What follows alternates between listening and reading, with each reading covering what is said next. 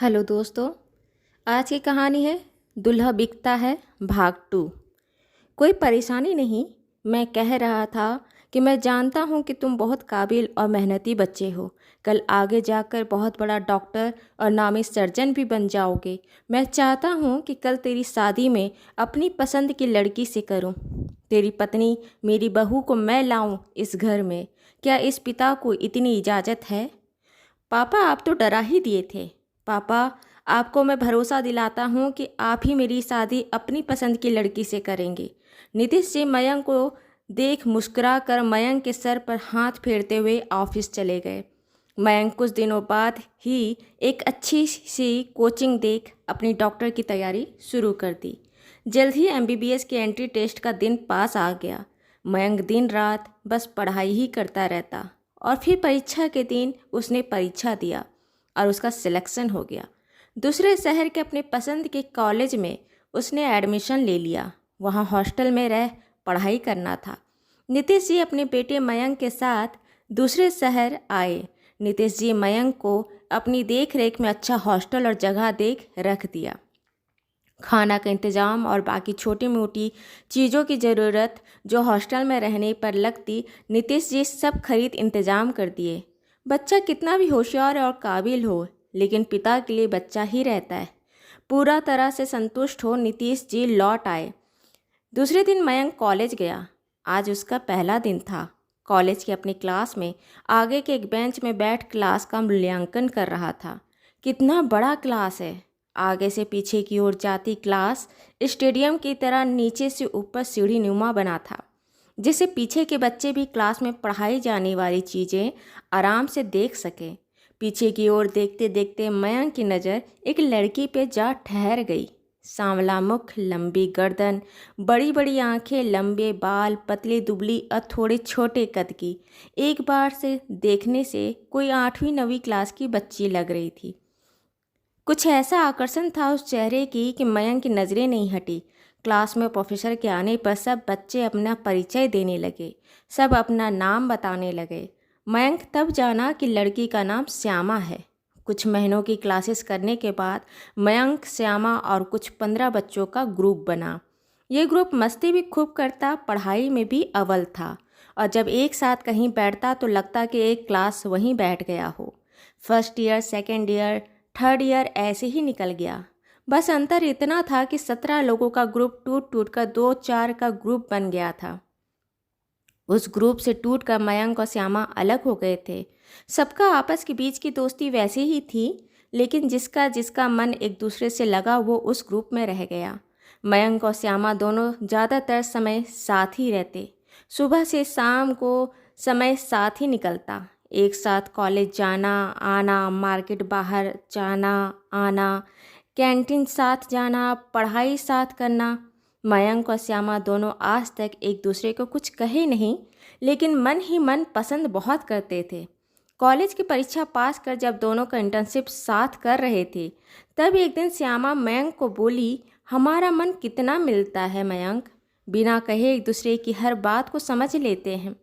हम दोनों एक ही प्रोफेशन में हैं, क्या ज़िंदगी में एक साथ नहीं हो सकते?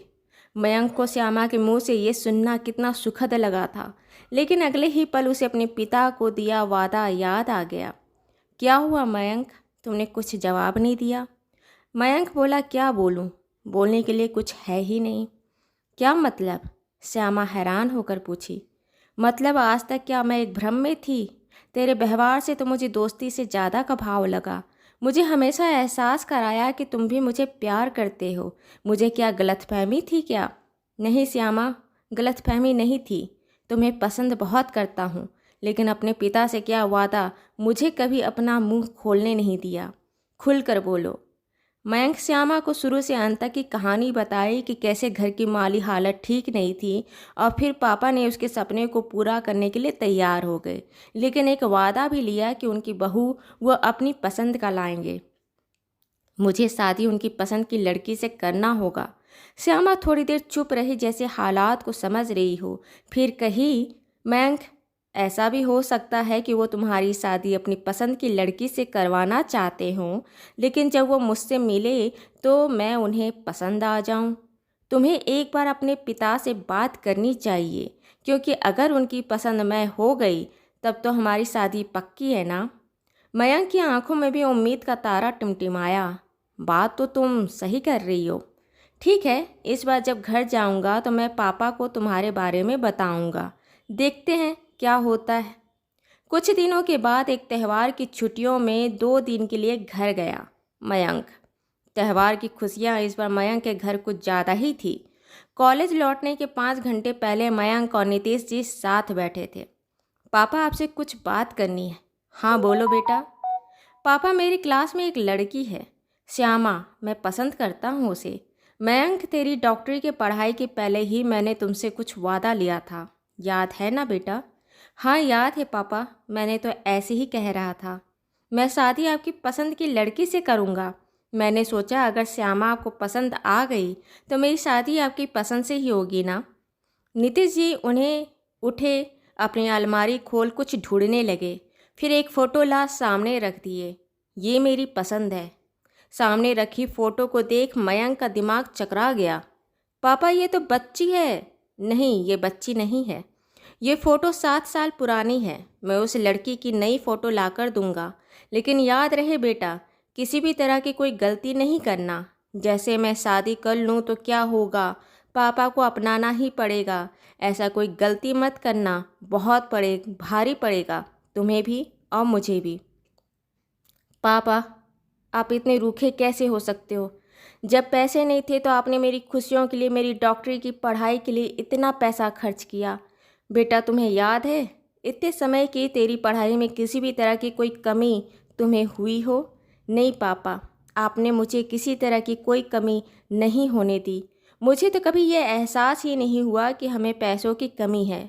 तो बेटा, ये सब कैसे हुआ, कभी सोचा है? मतलब पापा, इस सब के पीछे कोई ऐसा बात है जो मैं नहीं जानता हूँ पापा? क्या बात है, बताएं। अगली बार आना, तेरी हर सवाल का जवाब दूंगा। बस अभी ये याद रखना कि किसी भी तरह की बेवकूफ़ी मत करना। मयंक हॉस्टल आ गया, लेकिन ढेरों सवाल के साथ। आखिर क्या बात हो सकती है जो पापा अपनी बातों पर इतने अडिग है और समझाइश के साथ चेतावनी दे रहे हैं कि मुझे क्या नहीं करना है। दूसरे दिन श्यामा से मिलने के बाद उसे सब बात बताई। सारी बात सुनने के बाद श्यामा और मयंक लाख सोचते समझते, लेकिन समझ नहीं पाए कि आखिर बात क्या है। अब बस इंतज़ार करना था मयंक को अगली बार घर जाने का। आखिर वो राज क्या था जो पापा नीतीश जी मयंक से छुपाए थे? नीतीश जी अपने बेटे से ऐसा कौन सा बात छुपा रहे थे? क्या बेटे को पहले नहीं बता सकते? क्योंकि अपने बेटे को अपनी पसंद की लड़की से शादी करने की इजाज़त क्यों नहीं दे रहे थे?